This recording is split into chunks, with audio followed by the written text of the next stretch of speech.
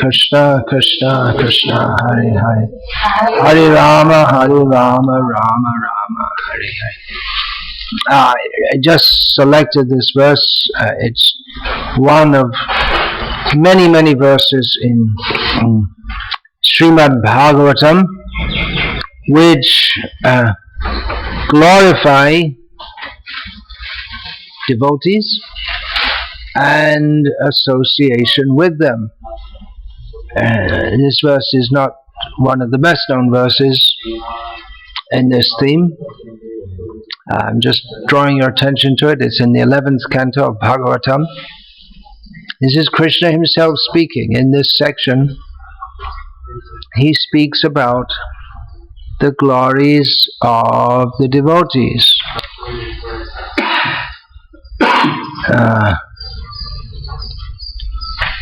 In the verse after this, he says, the devotees of the Lord, and that means his own devotees, peacefully fixed in absolute knowledge, are the ultimate shelter for those who are repeatedly rising and falling within the fearful ocean of material life. Such devotees are just like a strong boat that comes to rescue persons who are at the point of drowning. The next verse after that. Just as food is the life of all creatures, just as I am the ultimate shelter for the distressed, and just as dharma, translated here as religion, is the wealth of those who are passing away from this world, so my devotees are the only refuge of persons fearful of falling into a miserable condition of life. Text 34. My devotees bestow divine eyes, whereas the sun allows only external sight, and that only when it is risen in the sky. My devotees are one's real worshipable deities and real family. They are one's own self, and ultimately they are non-different from me. Now Krishna gives such high importance to his devotees, and devotees should also give high importance to devotees. However, one shouldn't think, well, I'm a devotee, so I'm very great. Rather, he should think, as Krishnadas Kaviraj Goswami teaches us, Jagai Madhai Hoite Muishe Papishta Purishe Kita Hoite Muishe Logishta Je Moranam Shune Je Shune Moranam Tar Punnakoi Je Loi Maranam Tar Papahoy. He says that I am more sinful than Jagai and Madhai, and lower than a worm in stool, and less significant than a worm in stool. Anyone who hears my name loses all their pious credits by doing so, and whoever says my name becomes sinful by doing so. And Srila Prabhupada, commenting on this in one lecture, said he's not just writing that. It's not just a formality. As a devotee, or one being trained as a devotee, we as a formality, we offer obeisances. Vancha kalpatharubhyascha kripa sindhubhya eva cha patitanam pavanebhyo vaishnavebhyo namo namah. We offer obeisances to the devotees. We introduce ourselves as Das Anudas. It's good to say this, to say all these things again and again, to instill in ourselves the sense of being a servant of the servant, servant of the Vaishnavas. But a real devotee like Krishnadas Kaviraj, he is simply feeling like that fully, that everyone is a devotee except me. So when we hear these descriptions of devotees, that we shouldn't think, oh, everyone should be worshipping me because Krishna says we should worship the devotees, but he thinks I should worship the devotees. He doesn't mistake this. Take to take this means to accept a certain understanding. So we shouldn't accept this understanding in the wrong way. In other words, mistake it. As Krishna says in the Adi Purana, one who thinks that he's my devotee, he's not my devotee. One who thinks that he's the devotee of my devotee, he is my devotee. So here Krishna is emphasizing how one should be a devotee and serve the devotees. This comes just at the end of the section called the Aila Gita, describing Maharaj Parubara, who initially was he engaged in activities of material, lusty sense gratification, but then he came to his senses and engaged in devotional service to Krishna. So such a devotee is also glorious. We may think, well, the real devotees are those who are devotees from the very beginning, like Prahlad Maharaj, or Dhruv Maharaj, not quite from the beginning, but almost. Srila Prabhupada was also born into a Vaishnava family. Bhaktivedanta Swami Prabhu was also born into a Vaishnava family. He was the son of Bhaktivedanta Thakur, but Bhaktivedanta Thakur wasn't born into a Vaishnava family. He was born into a non-Vaishnava family. But we shouldn't think that a devotee is any less because of his past non-Vaishnava background. To think so is offensive. So the whole point then, again and again, Krishna is emphasizing, Bhagavatam is emphasizing that we should associate with devotees, we should know how to respect devotees, we should serve and even worship devotees.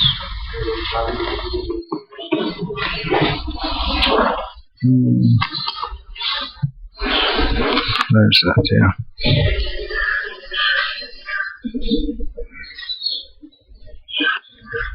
So this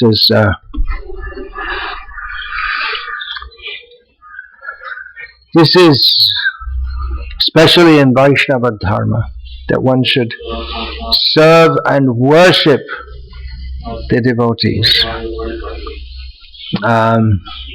In general Hinduism, there's worship of various demigods, but they're not worshipped as devotees of the Lord. They are devotees, but they're worshipped with the conception of the worshipper being that they are separate gods, and they're not worshipped in relationship with Vishnu, who they themselves take their power from and who they themselves worship. So sometimes devotees ask, well, worship of Lord Shiva is very good because he's a devotee, but people don't worship him as a devotee. Almost all the worshippers of Lord Shiva worship him with the misconception that he is independent of Vishnu, or that he is even superior to Vishnu. So that becomes offensive. Two other forms of worship which are very prominent in Hindu culture are worship of Hanuman and worship of Lakshmi. But to worship Hanuman without emphasizing his own worship of Rama is improper. Avidhi purvakam. In Bhagavad Gita, Lord Krishna says, what is that verse? Yopi anya devata bhakta yajante shraddhayan vita tepi mam eva kontaye yajantya vidhi purvakam. Krishna says those who worship other gods, their worship is actually meant for me, but they're doing it in a wrong way. That worship should be for Krishna, should have been offered to Krishna. So in one sense you could say it is offering to Krishna, in the sense that, well, all worship is meant for him, but that is done in the wrong way. Of course, Hanuman is so intimately connected with Ram Leela, everyone knows he's a great devotee of Rama, but mostly people who worship Hanuman in this world, they do so for the sake of some material benefit, and they don't really care whether Rama's there or not. For that matter, they don't really care whether Hanuman's there or not, as long as they get what they want. And that's seen in the present day worship of Sai Baba. They don't mind who they worship, just as long as they get what they want. If a piece of pig stool gave them what they wanted, they'd worship that also. It's just what they get, that's all. Whatever benefit they can get. That's what they're looking for. There's no real devotion there. They're just trying to find out which button to press so they get the best reward. And the same thing with worship of Lakshmi. Worshipping Lakshmi without Narayana is like Ravana wanting to take Sita from Rama. They want to enjoy her separately. So devotees, when we say devotees here, specifically means devotees who understand that Vishnu is supreme and worship him exclusively. Mam ekam sharanam vraja, they worship him exclusively. They don't disrespect the demigods. In fact, sometimes people accuse members of the Krishna conscious movement of disrespecting the demigods. But actually the Vaishnavas, even though they're not much concerned with demigod worship, they actually respect the demigods much better than do the supposed devotees of the demigods, because the supposed devotees of the demigods, they worship them in an improper way, whereas the devotees of the Lord worship them in a proper way, the proper way being yatataro mula nishechena tripyanti skandha bhujopashaka pranopaharachcha yatindriyanam tathaiva sarvahanam achyuteja. The proper way is compared to watering a tree. Someone may be very busy and I'll water the tree. So they go, they water the leaves, the branches, the flowers, and someone else waters the root. And the person saying, "Oh, why are you only watering the root? I'm much better. I see the whole tree. I water everything." But no benefit goes to the leaves, flowers, twigs, branches, or fruits if they are individually watered. The water has to go to the root. Similarly, if someone says, "Why do you favor the stomach? You put all the food in the stomach. Why don't you put some food in the eyes, and in the ears, and in the belly button, and in the anus? There are so many holes. You could rub some on the legs. Your legs are feeling a little weak, so rub some food on them." But this is a foolish policy. The food has to go to the stomach. So one serves the legs better by feeding the stomach than by trying to put food directly onto the legs. So these two examples are given in this verse, which I just quoted, that in the same way that by feeding the stomach, the whole body is nourished, and in the same way that by watering the root, the whole tree is nourished, so in the same way, by serving Krishna, who is the root of all existence, then all the demigods and everyone else, they are properly satisfied. So actually devotees of Krishna are better devotees of the demigods who foolishly try to serve them as if they were independent gods, not knowing or not accepting their relationship with Krishna. So the main point here is understanding Krishna to be supreme, and understanding Krishna to be supreme, we should also note Madbhakta Pujabhadika. Krishna himself says, when describing the process of worship, he says that worship of my devotees is better than worship of myself. So we might think, okay, well, let's stop all worship of Krishna and just worship the devotees. But the devotees will tell us to worship Krishna. So we follow their instruction to worship Krishna. And Krishna tells us to worship both himself and the devotees. So both go on simultaneously. They're both meant for the same purpose, which is to satisfy Krishna. How will Krishna be satisfied? By worshipping his devotees. So we should worship his devotees. Of course, there are other ways to satisfy Krishna also. Patrang pushpang palang taoyang yome bhaktya prayachati. Tadahang bhakti paharitam ashnami prayatatmanaha. Krishna says, if one offers me leaf, flower, fruit or water, with love, with devotion, following the proper rules and regulations, then Krishna says, I will accept it. So there are various ways to worship Krishna, with singing and dancing and building temples and maintaining temples, cleaning temples. It's not just building them. These are ways to satisfy Krishna, if we build temples of Krishna. But especially he himself emphasizes worshipping devotees, and devotees emphasize worship of Krishna, so the two are interlinked. This idea, as I was saying, this idea of worshipping the devotees is particularly emphasized within Vaishnavism.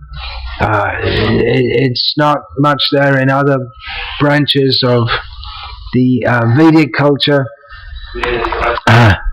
Outside the Vedic culture also, in Islam, they consider it very wrong to worship anyone except Allah, even to worship Muhammad. But in one sense they do worship him, because they give him such high respect.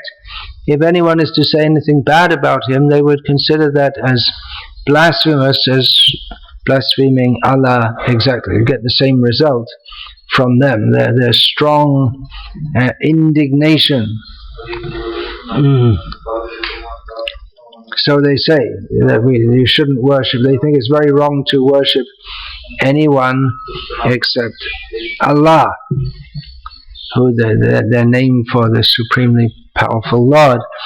Similarly, in Christianity, they say you should only worship God. In the Roman Catholic Church, which is still by far the largest Christian denomination, they pretty much worship saints, what they call saints. By pretty much worship, that means they make a statue and they put a candle in front. People can offer candles, and then they pray. So it's pretty much like worship. And in fact, many Catholics, they venerate Mary, the Mother of God, more than Jesus himself. When various Catholics were asked that when they get in trouble or when they want something, who do they pray to? Jesus came about number 7 on the list. Number 1 came in Mary, and then there are other saints also. So it's all, and then they have the saint of carpenters, the saint of travelers, the saint of fishermen, the saint of this and that and everything else you can imagine. So it's like demigods. It's like demigod worship. Just like demigods, there's a demigod overseeing the carpenters. Who's that? Vishvakarma. All artisans he oversees. There's the demigod of the clouds and the rain, who is Indra, the demigod of overseeing the waters, who is Varuna. So there are various demigods overseeing every aspect of material existence. But still there's the Supreme Lord, who is over and above all of them. So in Protestant religion, of the Protestant branch of Christianity, to a large extent they stopped all this worship of saints. They don't worship as Catholics do. But Catholics will say, no, we're not really worshipping them. It's just a statue. It's not a deity. It's not an idol. They use the word idol. But for all intents and purposes, they, even though theologically they don't admit it, but for all intents and purposes they worship these saints. But again, in many cases, not so much emphasizing the saint being a saint because he's or she is a great devotee of the Supreme Lord, God, but they worship them for what they can get for them. They want some benediction from them. They want some boon from them. So it's very similar to Hindu demigod worship, which is why I suppose the majority visitors at that place in it's in South Tamil Nadu. What's it called? Valankani, something like that. Valankani.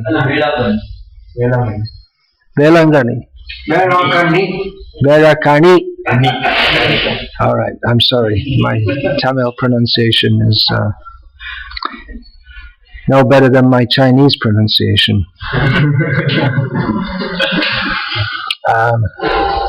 Mostly Hindus go there because they say they're worshipping some. It just looks like some form of Durga. That's all. And in fact, the name Mary, Maria, the Latin form of that is Maria, and then you have the Mariamman is the Tamil name for Durga manifesto. So you can absorb everything. Everything can be absorbed into this all-encompassing Hindu dharma, it seems. But we're not Hindus, we're worshipping Krishna. Hindus also is a material designation. So yeah, even the Christians go there, but they're not going there worshipping her. Oh, you're a great you're the great devotee of God, you became the mother of God, please give us love of God. No one goes there for that. They don't even have any idea of love of God. They want some material benediction. That's all. So this worshipping the devotees means we worship them with the idea that by doing so Krishna will be pleased. That's why it's completely bogus if someone takes the position, I'm a devotee, I'm a guru, then you worship me, and take it for one's material benefit. But a devotee, he doesn't want to be worshipped, but he will accept worship to direct that to Krishna. That's the whole point. So we should associate with devotees, those who are senior to us. We should serve them, hear from them. Those who are on the same level, we should make friendship with them. Make friendship with them means we serve together. We discuss topics of Krishna consciousness together. Those who are junior, we should try to benefit them. Not that we should try to engage them in our service. We think, oh, I'll engage them in my service, they'll be benefited. That's also there, that's the proper culture. But that really means by helping them, enlightening them in Krishna consciousness, guiding them what to do, what not to do, so that they can come up in Krishna consciousness. One should not be very eager to be seen as a senior. This is material. We find there's some devotees that are very eager to get what they think is Brahminical and to become a Brahmana. And they think, then I'll get a thread and then I'll be just like a Brahmana.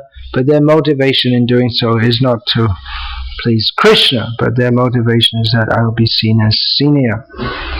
So in material life, one is considered senior generally by age or experience, but in Vaishnavism, or position, but in Vaishnavism, that should be seen in terms of one's actual spiritual advancement, because it's quite possible that a young boy can be more advanced in Krishna consciousness than an old man, because the young boy in his previous life may have been very advanced, whereas an old man, he may have been practicing Krishna consciousness many years, but not actually making any real advancement. So it's not that automatically one has to serve and worship. In material life, if someone gets older, then definitely we offer respect. And in spiritual life we do also. We try to help or serve those who are older, and they help us by giving advance. Older people thought to be wise or expected to be wise. As they get older, then they're less able to be active, generally speaking. And one who has heard the topics of Krishna and of Bhagavad Gita and Srimad Bhagavatam throughout his life, that's supposed to accumulate in one's consciousness. And as one gets older and less active, he has more time to reflect. So all those topics he's been hearing for so many years, then that becomes, as he reflects on that, and he applies that knowledge to his own experience in his life, then he becomes what we call wise, or he should become enlightened. That's why the devotees should go on hearing the topics of Bhagavatam, even those topics which they are not able to fully digest or understand or implement. They should go on hearing such topics throughout their life, so the time will come when which is suitable for realization. For instance, it must be very harsh for householders to hear such verses as Pungsastriya mituni bhavametam tayoraho hridaya grantimaho ato griha kshetra sutapta vitayar janasya moho yamahammameti. The attraction between male and female is the binding force in material existence. It's like a knot on the heart. A man and a woman become as if tied together by strong ropes, a knot on the heart which ties their two hearts together in mundane affection. And thus one becomes attached to home, money, wealth, family, children, and so on and so on. And in this way one is bewildered by thinking in terms of I, me, and mine. So it must be very difficult for householders to hear this, because they're living husband and wife, and they are very concerned with their home, wife, children, friends, country, and so on. But anyway, they should go on hearing this patiently throughout their life, so that they can reflect on this, and as they grow older, they see more and more the temporality and insignificance of this world. And as they slow down, as long as one is running around passionately trying to do this and do that, in the honest endeavor to maintain one's family, then it's very difficult to think about anything very clearly, because one cannot think contemplatively. But as one gets older, one is supposed to become more thoughtful, is calmed down, doesn't have so much responsibility, and then all these points which one has heard throughout his life, that can become realized. Then he becomes wise, and then he can tell others. So age is respected. On the mundane platform, there should be some kind of wisdom, and also the fact that someone's been looking after the family for so many years throughout his life, so that should be respected. But principally one is respected because of one's knowledge and wisdom. Wisdom means the not just acquiring information, not just that knowledge, but also realization of what one has learned, and ability to apply that realization into practical life and give advice to others for their benefit. So for this reason, those who have such knowledge, they are to be venerated, whatever age they may be. And devotees are the wisest of all, because those who are devotees, they realize that everything in this world is of no value. Only service to Krishna of value. Everything else is temporary. Even if one has a so-called very good career, or one has very good qualifications, educational qualifications, this is not at all the purpose of life, and it's a disturbance. Attachment to all these things simply disturbs one or lures one away from the real purpose of life, which is to become mad after Krishna. So we should associate with devotees who want to give us the actual knowledge of Gita and Bhagavatam, who live a life of full dedication to Krishna, who are not attached to this material world and all that it has to offer, knowing that everything in this material world is simply useless. Here's a quote from one of Srila Prabhupada's purports, purport to the Chaitanya Charitamrita, Antilila, chapter 13, text 113. Anyone who wishes to advance in Krishna consciousness must try to serve the devotees of Krishna. It sounds like a very straightforward statement. We heard it many times. Srila Prabhupada, he emphasized it. We must try to serve the devotees of Krishna. Can't avoid that. We may think, I'll just go off to the mountains and sit in a cave and chant Hare Krishna. But we're not able to do so. We're not able to live without association. Man is a social animal. But even if we were to, we may think, well, I'll be away from so many disturbances, I'll just chant Hare Krishna peacefully. But we need the association of devotees to help give us the strength to chant, to give us the, by their very association, they give us enthusiasm and inspiration to engage in activities of devotional service.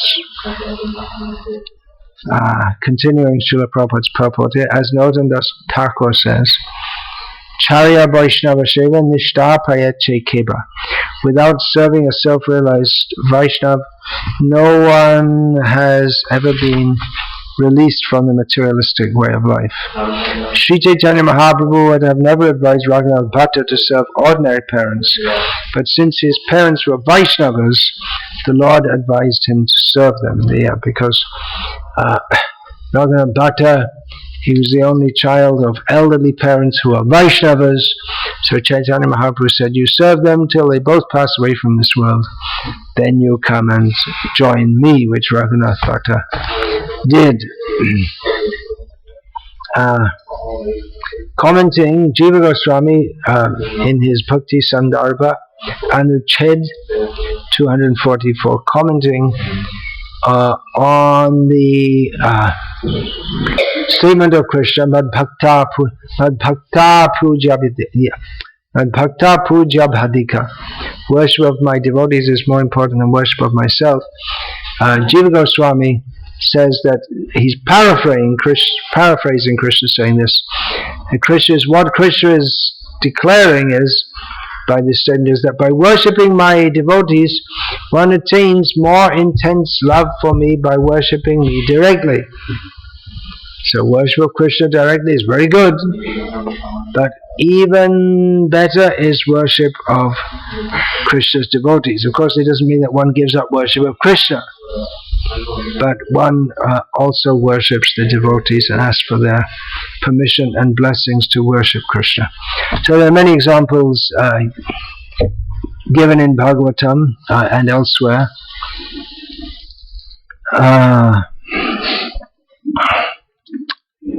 How by serving devotees,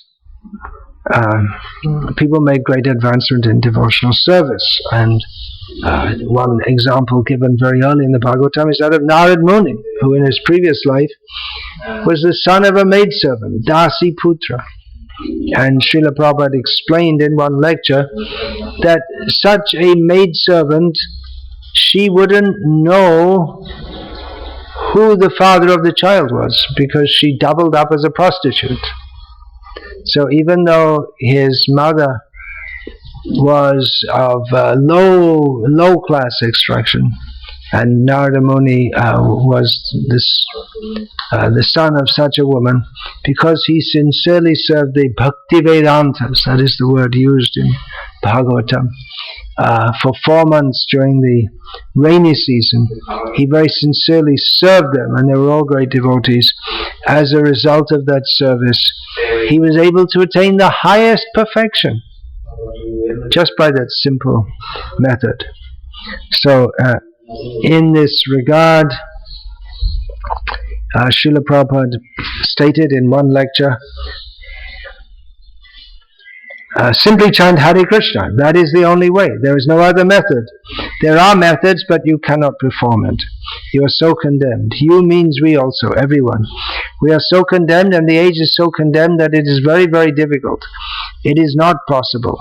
And another process is this, as Narad Muni says, Uchishtale pan anumodito dvijai, to serve the devotees, a pure devotee. If you serve some way or another, you contaminate his quality. In other words, one imbibes the quality of devotee. If one associates with devotees, he imbibes the quality. So Srila Prabhupada here first of all says, you just chant Hare Krishna, there's no other way. Then he says, we also have to serve devotees. So these two processes are very powerful, as stated by Sri Jagadananda Pandit in his Prema Vibharta, Shadu Sangha Krishna Nam E Matro Chai Chong Sha Jinite Ar Kono Bostu Nai. He says that chanting the holy names of Krishna and associating with and serving devotees, these are the methods for conquering over material existence. There's no other. So these two processes are very important. Chant the holy names and associate with and serve devotees. There are many, many instances.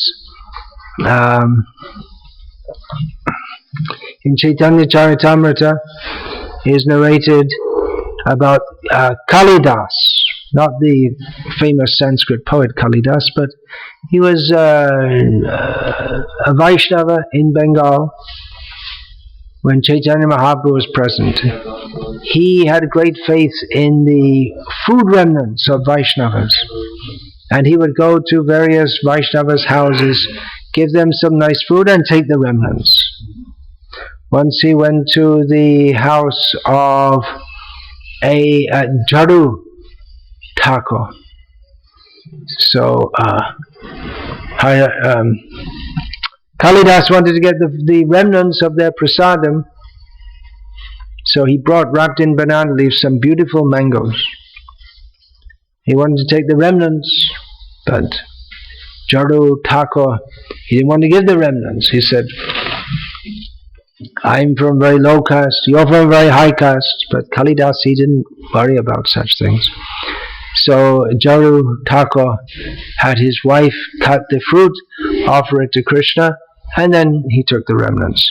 Then afterwards his wife, under his own instruction, she took all the seeds and the skin and everything and wrapped it up in the banana leaf from which Jadu Thakur had been eating, and threw it in the garbage pit. That means with all there'd be all flies and buzzing and bad smells. And Kalidas had been hiding, and when he saw that, threw it in the garbage pit and gone back to the house. He went out, found that thrown out leaf plate, and found the pits of the mango. Everything was sucked, but he found a pit of the mango and he sucked on that and felt very happy that I got the remnants of this Vaishnava.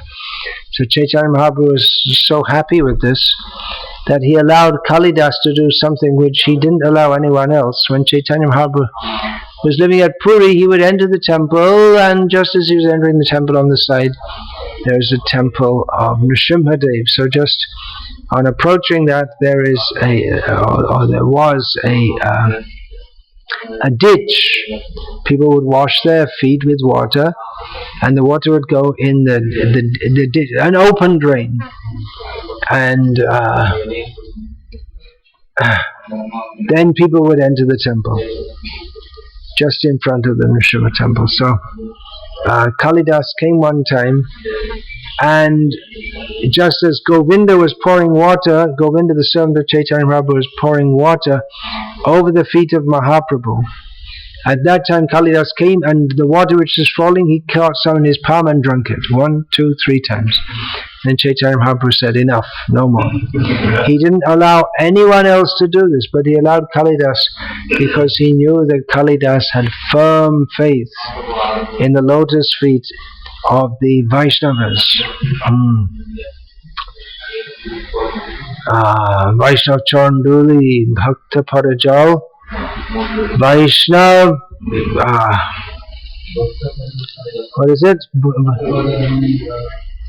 Bhakta Padajal, Vaishnav Bhukta Abhashesh 18 Mahabhav. And in this regard, Krishnadas Kaviraj Goswami states that the lotus foot dust of the Vaishnavas, the water that has washed the feet of the Vaishnavas, and the food remnants of the Vaishnavas, these are all very powerful. 18 Hoite Krishna Shiva Hoy Eto Siddhanta Sarva Shastra Koi, something like this. He says that from these three one can attain direct service to Krishna. This is stated. Siddhanta Sarva Shastra Fukariya Koi. This is screamed out by all the Shastras. So Chaitanya Mahaprabhu gave Kalidas the allowance that Kalidas could take the water from Chaitanya Mahaprabhu's lotus feet because he had such firm faith in taking remnants from all the Vaishnavas. So we can see in Chaitanya Mahaprabhu's Leela is very important in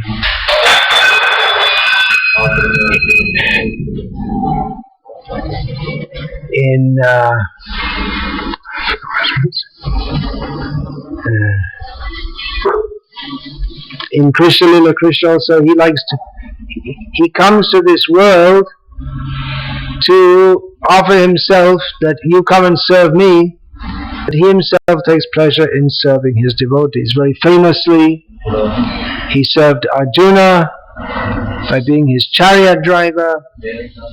He would serve Nanda Maharaj by carrying, baby Krishna would carry the wooden shoes of Nanda Maharaj on his and bring them to Nanda Maharaj. So Krishna also likes to serve. So the position of a devotee is very great, and especially we should try to find out those devotees who are fully engaged in Krishna's service and try to take their association, so we also get infected or contaminated. Srila Prabhupada would use these words, he would twist the meaning around. To become infected or contaminated means to pick up some malignant germ which will cause us sickness. But Srila Prabhupada used these words to mean that just as by associating with a person who has got a disease that is transferable by touch or by breath, then if we associate with devotees, we pick up from them the vibration, the desire to serve Krishna. So by all means we should recognize who is a bona fide Vaishnava, associate with such Vaishnavas, try to serve them for the pleasure of Krishna, and certainly Krishna will be pleased. Is there any question about this, please? This is a basic point of Vaishnava understanding. We should associate with, hear from, and try to serve the Vaishnavas. Yeah, any question? Yeah. Speak loudly so that others can hear also. Sometimes in villages, sometimes in villages. People come to temple to serve. They come and serve, but they don't actually follow rules and regulations. They come to serve, but they don't actually follow the rules and regulations. Why in villages in particular? Here, it's everywhere, isn't it? And with donors also, they like to give donations, but when these people also really don't. Some people like to give donations, but they don't like philosophy. So let them serve in that capacity. Let them come up. By doing that, they can gradually become purified. I started this series of lectures by reading that verse that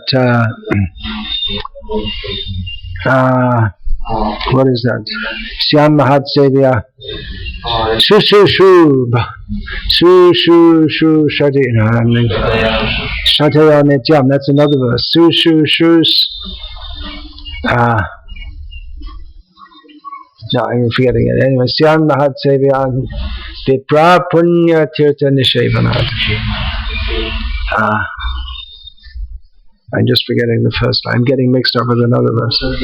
Shu Shu Shu Shadadhanasya Vasudeva Katharushi. Yeah. So I began this lecture with a series of lectures by quoting that verse, that by serving the devotees, great service is done, for by doing so one gains an affinity for hearing the messages of Vasudeva.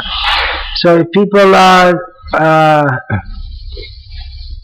many people are on the platform of some piety and they like to give donations, but they don't like to hear philosophy. So take their donations. But give them, if they don't like to hear philosophy, well, give them Prabhupada's books, so that at some point they may be ready to hear this philosophy. Invite them to our programs, and in our programs we can impart the philosophy in other ways also. And dramas are an excellent way of imparting spiritual knowledge, especially to persons who otherwise show little interest in philosophical understanding. Yeah, there's another question here first. How to get up jealousy among devotees? How to get up? Get rid of jealousy of devotees. If one detects in one's heart jealousy of devotees, then do the opposite. Praise them, serve them. That's the antidote.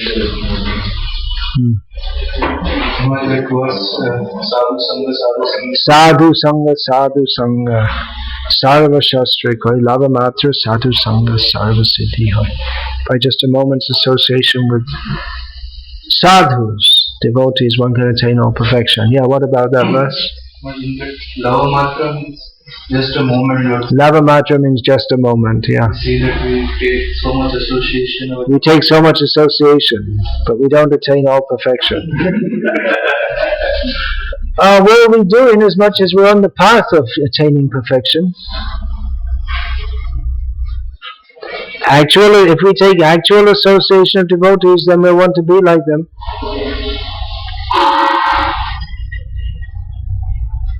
Whereas if we don't get association with devotees, we can go on millions and millions of lifetimes without any advancement in Krishna consciousness. So by a moment's association with pure devotee, then we get the impetus to take more association, so that opens the path to pure devotional service, which might take more than 11th of a second to achieve, but we get, just with a brief association, we can get the clue of going on and doing more. More association, and gradual purification comes. So, Hare Krishna.